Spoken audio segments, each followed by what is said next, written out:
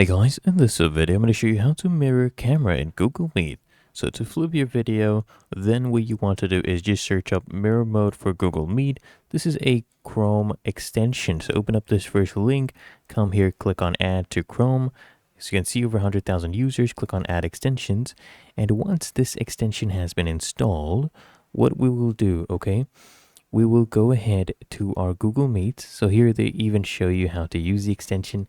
Very easy. Just go to Google Meets, create a new meeting. I'll start an instant meeting. And I'll go ahead and turn my camera on and I'll flip it. I'll show you how to flip it. So we'll use microphone and camera, allow while visiting the site. So here we go. Should have our camera on. Let's click on got it. And once our extension has been downloaded, just go ahead and pin that extension. I want you to click on that extension.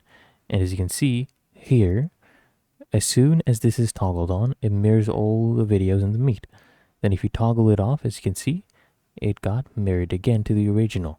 So that's all you have to do is just toggle this one on.